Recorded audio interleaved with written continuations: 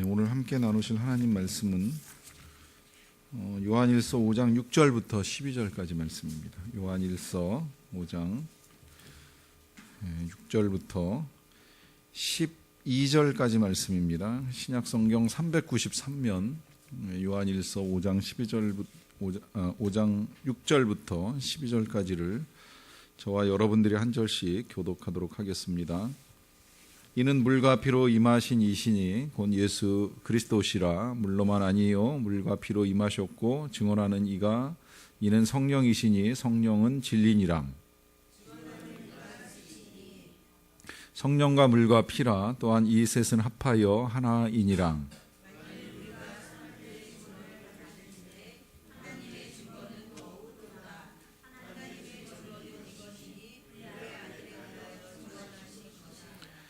하나님의 아들을 믿는 자는 자기 안에 증거가 있고 하나님을 믿지 아니하는 자는 하나님을 거짓말하는 자로 만드나니 이는 하나님께서 그 아들에 대하여 증언하신 증거를 믿지 아니하였음이라.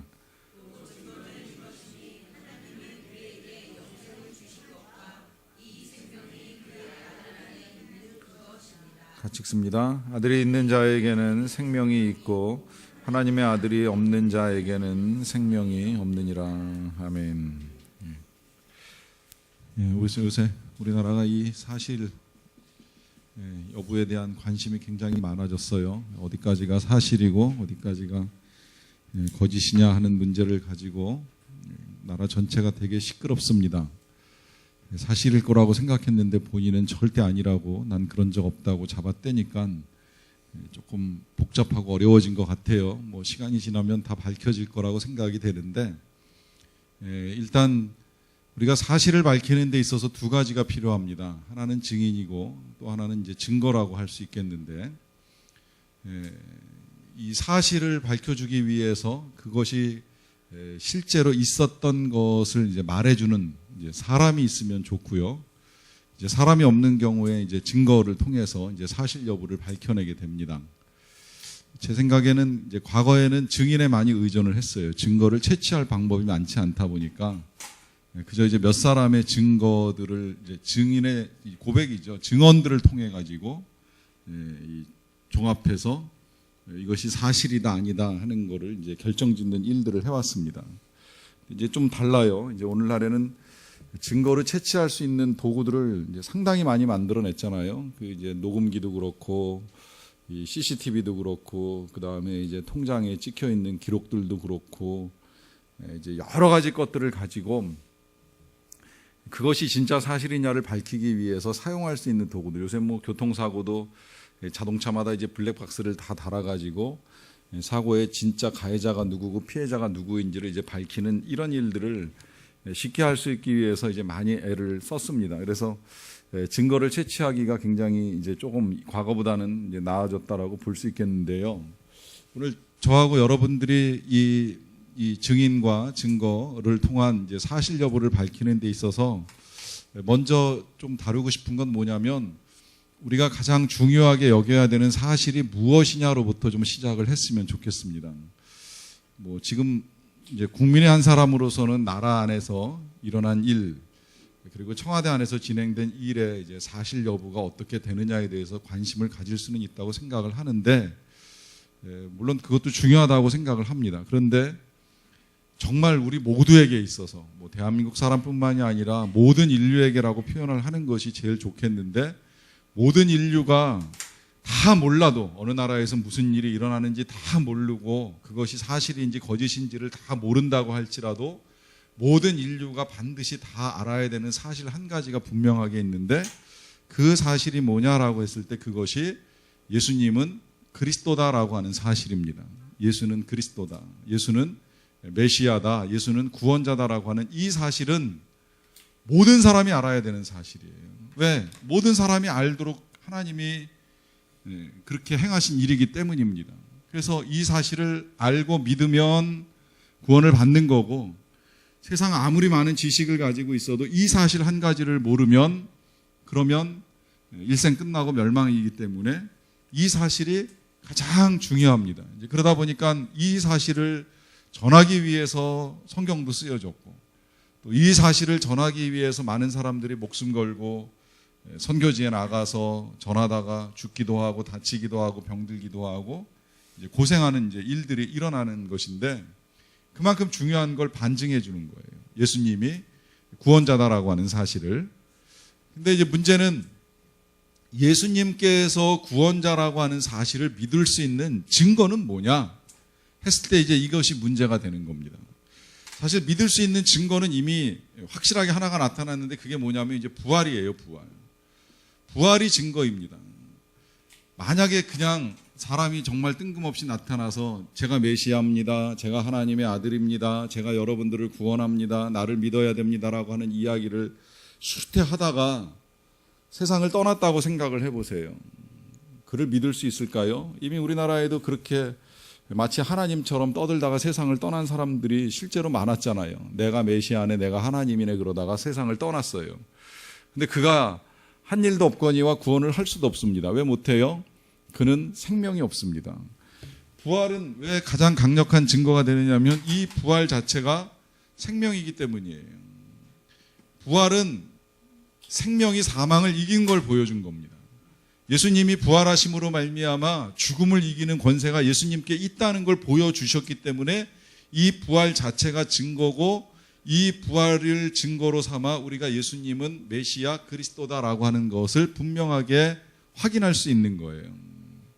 이걸 확인한 사람들이 그가 그리스도다라고 외치며 다닌 사람들이 다 증인인 겁니다. 그래서 이 증인, 그러면 이게 이제 초대교회 제자들, 주로 이제 제자들과 또 성도들이라고 할 수 있겠는데, 이 사람들은 분명히 봤어요. 십자가에 달린 예수가 무덤 문을 열고 살아있는 몸으로 나와서 그들 앞에 걸어다닌 것을 봤고, 말씀하시다가 때가 되어 하나님 나라에 올라가시고 올라가시면서 약속하신 성령을 보내어 주신 것까지 다 직접 보고 경험한 사람들입니다.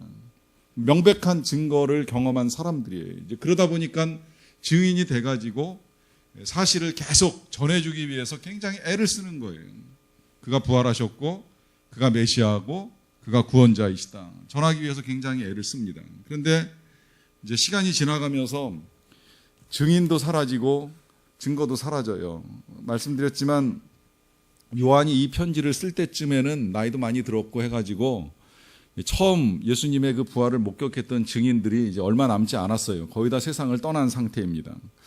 그런데다가 증거도 이제 점점 이제 희석이 되다 보니까 이 사실을 믿는 것이 어렵고, 거기다가 왜 역사는 항상 시간이 지나면서 이제 해석이 섞이거든요. 지금도 우리나라가 이 역사를 어느 시각에서 볼 것이냐라고 하는 것 때문에 뭐 거민정 해야 된다, 국정해야 된다, 이제 지금까지도 논란 많은데, 보는 시각에 따라 사건이 달라집니다. 사실이 달라집니다. 이제 그러다 보니까 예수님이 부활하신 거는 뭐 믿겠는데 몸으로 오신 게 아니지 않느냐, 또 몸으로 오신 건 믿겠는데 그가 진짜 부활하신 것이 맞느냐, 여러 이제 불필요한 이론들이 굉장히 많이 이제 난무하기 시작을 하는 거예요. 이제 그걸 알다 보니까 이 요한이 예수가 그리스도라고 하는 사실을 이제 분명하게 선포를 하면서 거기에 증거가 있다. 그 증거가 뭐냐라고 했을 때 오늘 본문에서 크게 세 가지로 이제 증거를 밝혀줍니다. 그것은 물과 피와 성령이다. 그래요. 물과 피와 성령이다. 이것이 예수님이 우리의 구원자라고 하는 분명한 증거다라고 하는 사실을 밝혀주고 있습니다. 그러면 이 물과 피와 성령이 왜 예수님이 생명이시고 예수님이 메시아이냐라고 하는 증거가 되느냐라고 하는 것인데, 이제 그걸 좀 우리가 조금 풀어봐야 될 필요가 있을 것 같아요. 그래서 이제 가장 기본적으로 나온 해석은 예수님을 이 물을 말씀으로 보고 이제 보는 해석이 제일 1차적으로 나왔는데, 만약에 물을 말씀으로 본다고 하면 조금 문제가 되는 건 뭐냐면, 물이 말씀이라는 상징이라면 피도 무엇인가의 상징이 되고 성령도 무엇인가의 상징이 되는데 논리적인 모순이 따르는 거예요. 그러니까 물을 말씀으로 볼 필요는 없을 것 같고요. 그 다음에 이제 또 하나의 시각은 예수님이 십자가에 달려서 마지막에 숨 거두실 때 왜 물과 피를 다 쏟으셨다 그랬잖아요. 그러니까 이 물과 피를 쏟으신 이것이 예수님이 메시아인 증거다라고 보기는 하는데 조금 이제 불완전하다고 볼 수 있습니다. 그러면 어떻게 봐야 되느냐라고 했을 때에 가장 이해하기 쉬운 건 일단 제사장의 사역을 좀 놓고 봐도 좋을 것 같아요. 이 메시아가 언젠가 말씀드렸듯이 기름 부음을 받은 자라고 하는 의미에서 제사장이요, 또 선지자요, 왕이라고 하는 말씀을 드렸는데, 이 제사장이 위임식을 할 때에 하는 이제 일이, 제일 먼저 하는 일이 있습니다. 그건 뭐냐면 물로 씻는 일을 하는 거예요. 몸을 씻도록 돼 있어요. 이건 이제 출애굽기에서 하나님이 제사장을 세울 때 세우신 규례라고 할 수 있겠는데, 제일 먼저 이제 씻습니다. 씻고 난 다음에 뭘 하게 되느냐면 제사를 해요. 제사를 드리는 의미는 뭐 다 아실 거예요. 그건 속죄 제사를 드리는 거죠. 그러고 나중에 이제 그 제사가 끝나고 나면 위임받을 제사장을 앉혀놓고 이 선임 제사장이 후임 제사장한테 기름병을 가져다가 이제 기름 부음을 합니다. 기름이라고 하는 것이 이제 성령을 상징하는 것으로 부어주는 거죠. 그래서 대제사장을 위임하는 이제 예식을 진행을 해요. 예수님이 이 메시아 제사장으로 오셔가지고서 이 일련의 과정들을 통해서 이 모든 일들을 이루셨기 때문에 이것이 증거가 된다는 거예요. 어떻게 그 일을 이루셨느냐라고 했을 때에 예수님이 사역을 시작하는 출발점에서 하신 일이 뭐예요? 출발점에서 하신 일이 예수님이 물로 세례를 받으신 겁니다.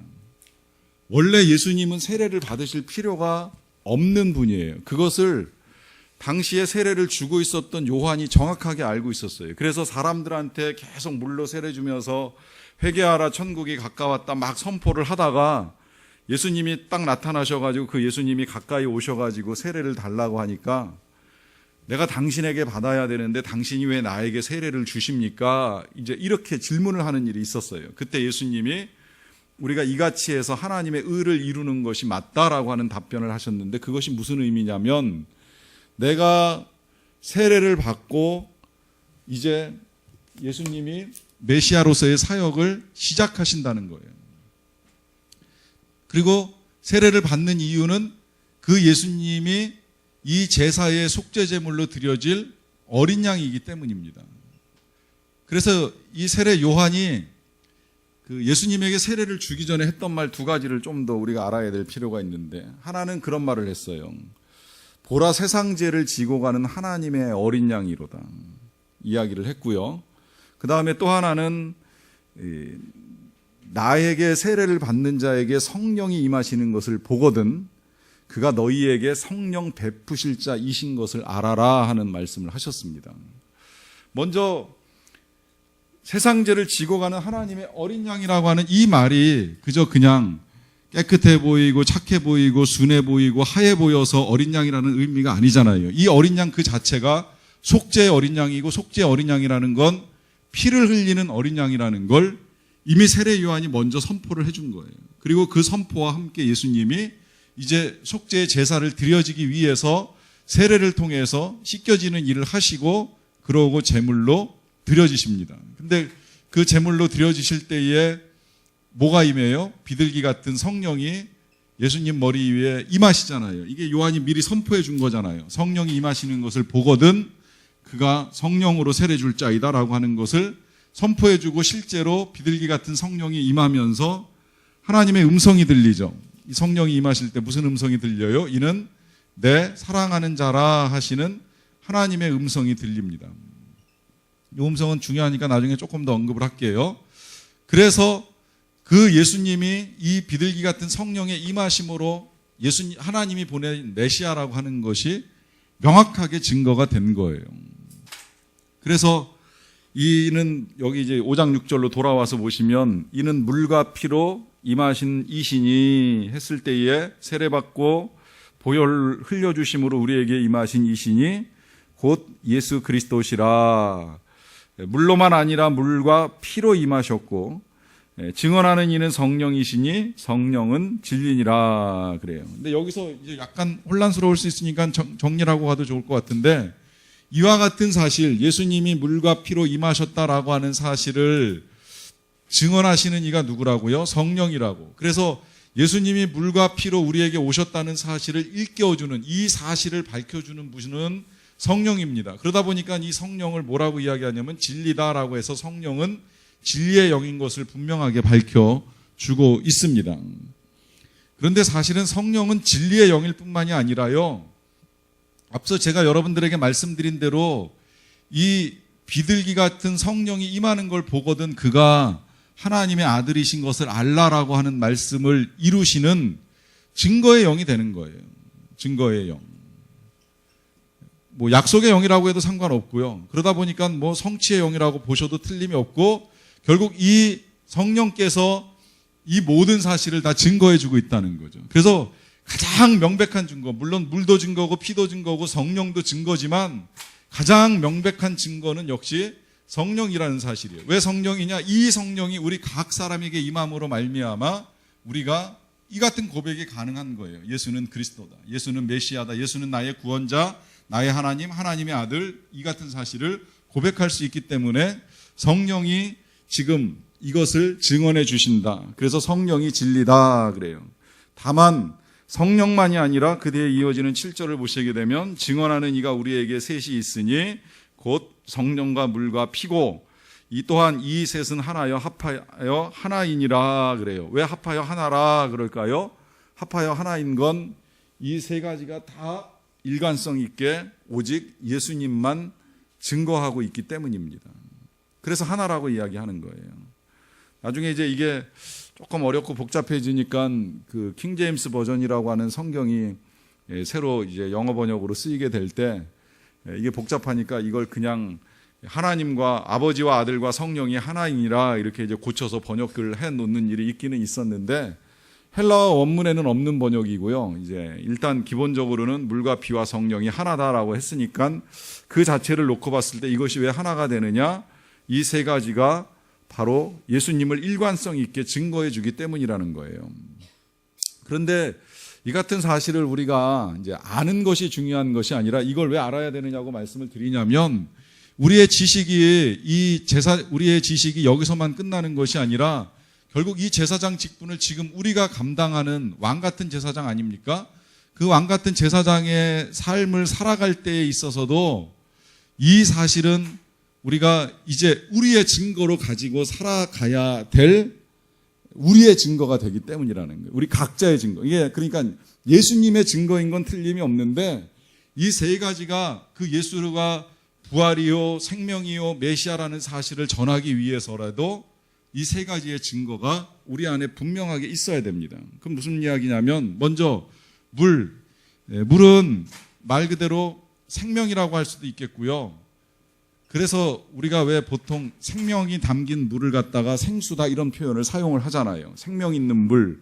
또 예수님도 그런 표현을 사용하셨어요. 나를 믿는 자는 그 배에서 생수의 강이 흘러나리라. 또 여인 만났을 때에 네가 내가 누구인지 알았더라면 나에게 물을 달라 하였으리라라고 하면서 목마르지 아니하는 샘물을 주시겠다라고 하는 약속을 하신 일이 여러 번 있습니다. 왜 그럴까요?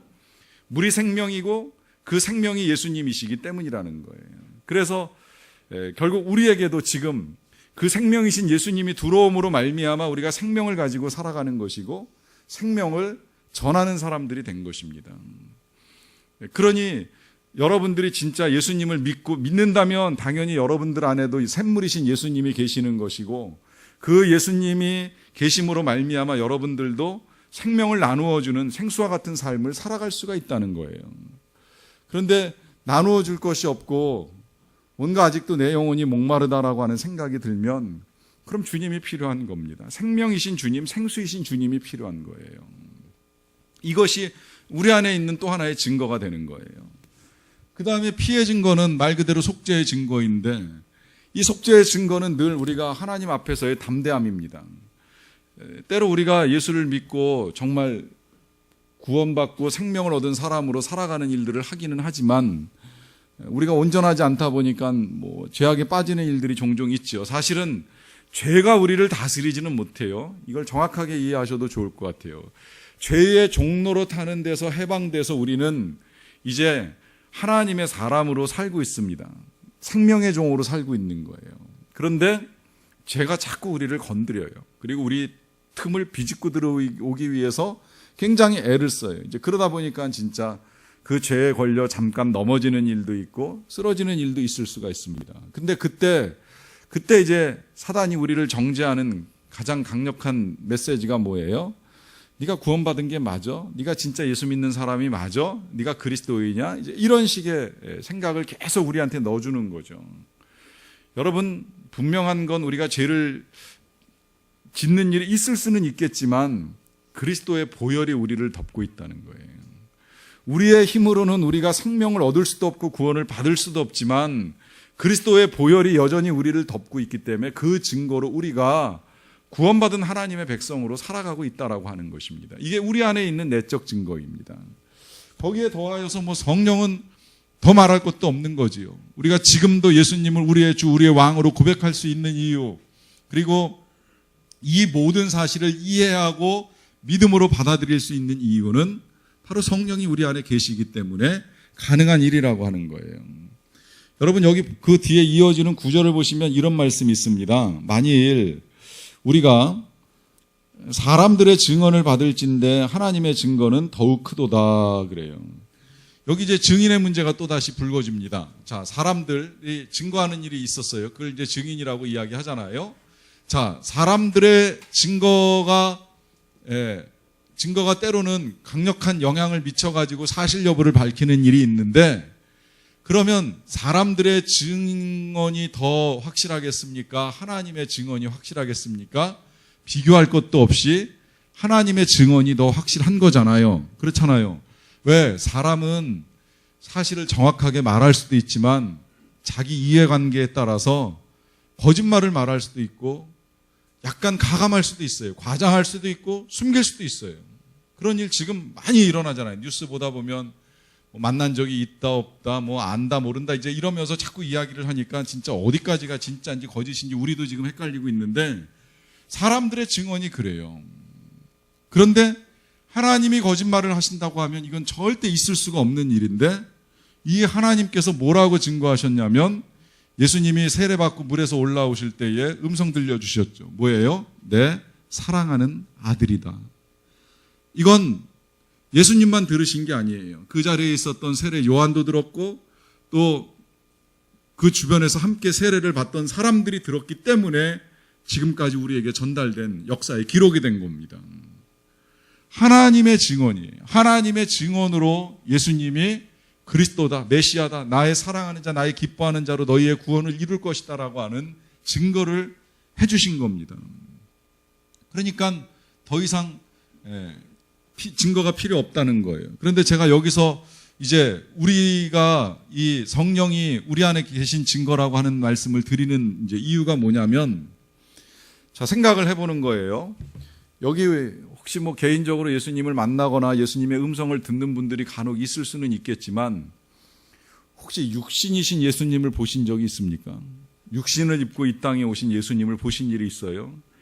행여 우리가 지금 이 땅에서 예수님을 보거나 혹은 예수님의 음성을 듣는다고 할지라도 그건 다 영으로 보고 영으로 듣는 거예요.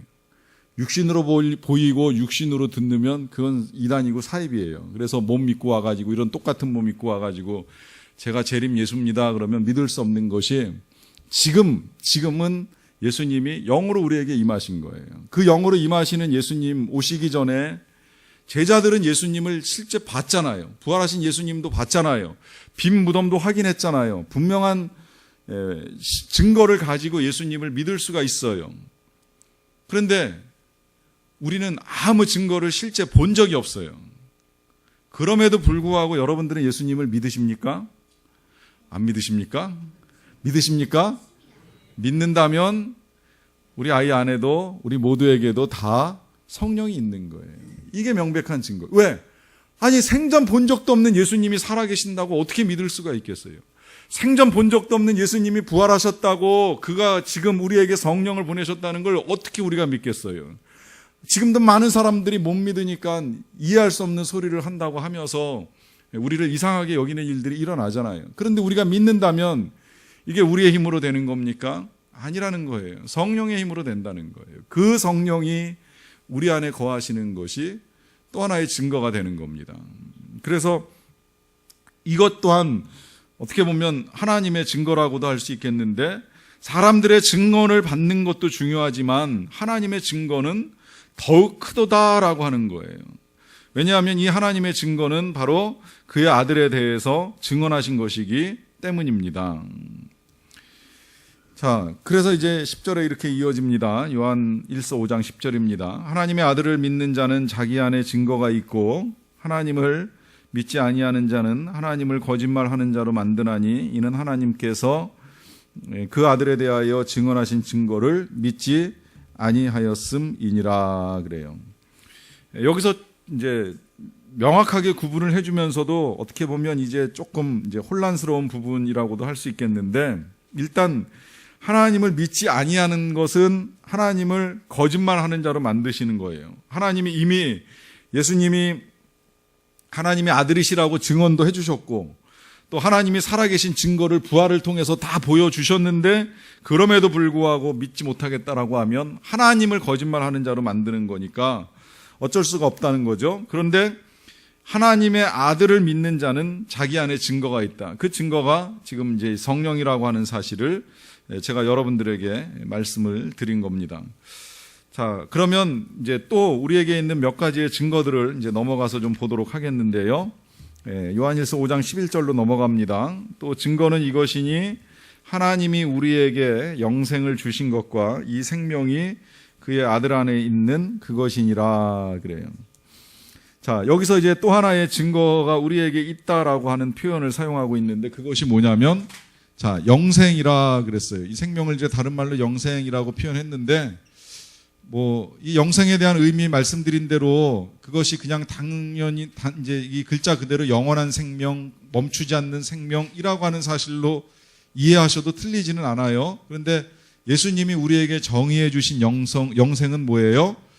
그것은 아버지 하나님과 그가 보내신 자 아들 예수 그리스도를 아는 것이다라고 하는 말씀을 하셨잖아요.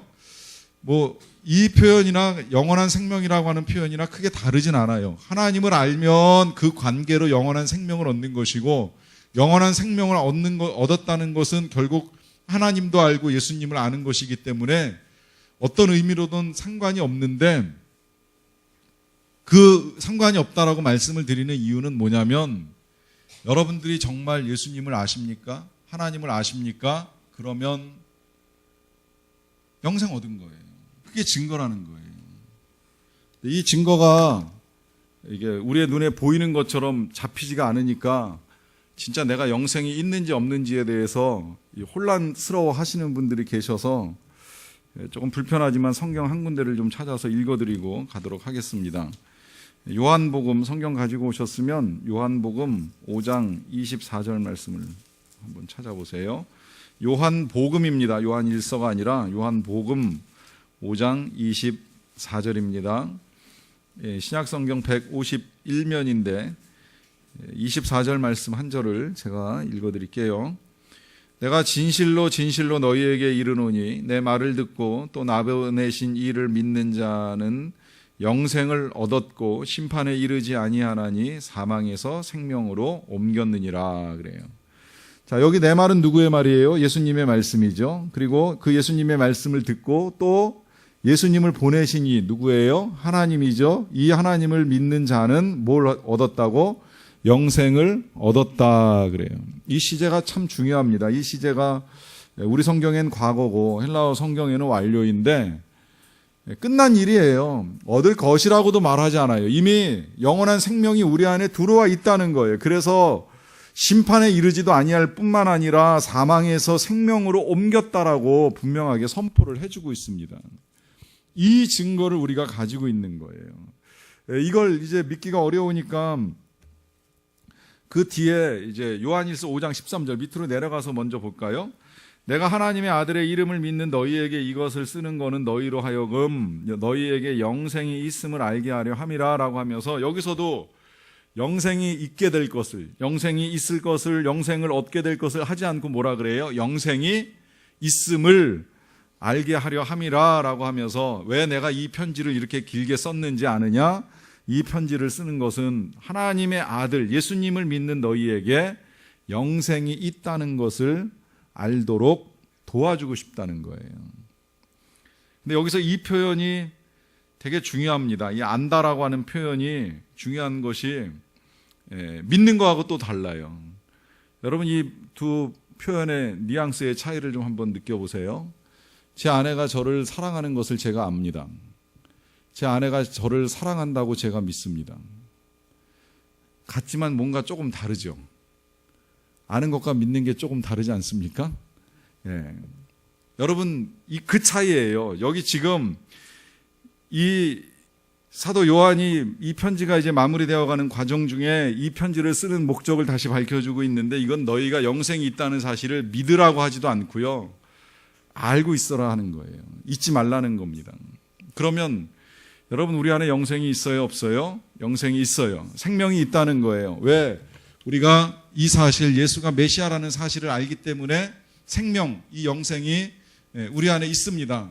결국 그래서 이제 아까 읽지 않은 12절에서는 무슨 이야기 하는 거예요? 아들이 있는 자에게는 영생이 있고 아들이 없는 자에게는 영생이 없다 그래요. 이 12절만 또 뚝 떼어놔가지고 딸만 낳은 사람은 영생이 없고 아들 낳은 사람 한 명이라도 있는 사람은 영생이 있다라고 해석하는 분도 종종 있는데, 그거 아닌 줄은 뭐 다 아시리라고 생각을 하고요. 이거 만약에 그러면 저를 비롯해서 한 목사님도 다 영생이 없는데 그런 의미가 아닌데, 이걸 지금 강조하는 이유는 뭐냐면 생명이 예수님께 있다는 거예요. 그 생명이 우리 안에 있어요. 그래서 우리가 영생을 얻었어요. 근데 이제 여기서부터가 중요합니다. 생명은 다 누구에게나 있는데, 예수 믿는 사람들 누구에게나 있는데, 문제는 이 생명력의 차이가 날 수 있다는 거예요. 똑같은 생명도 우리가 육신의 생명 가지고 생각해 보면 돼요. 중환자실에 누워있는 환자 같은 경우에는 생명이 꺼져가고 있잖아요. 그 생명력은 누굴 도와줄 수가 없어요. 누구한테 생명을 나눠줄 수가 없어요. 오히려 생명을 공급받기 위해서 뭐 산소 마스크도 쓰고 뭐 혈관 주사도 맞고 있고 여러 가지 이 장치들을 통해 가지고 생명을 이어나갑니다. 반대로 또 아이를 막 낳아가지고 기르는 사람을 보게 되면 그 아이를 살리기 위해서 자기 안에 있는 모든 생명을 다 쏟아져 가면서 아이의 양육에 에너지를 쏟아붓는 걸 우리가 볼 수 있잖아요. 이거 무슨 이야기가 되는 거예요?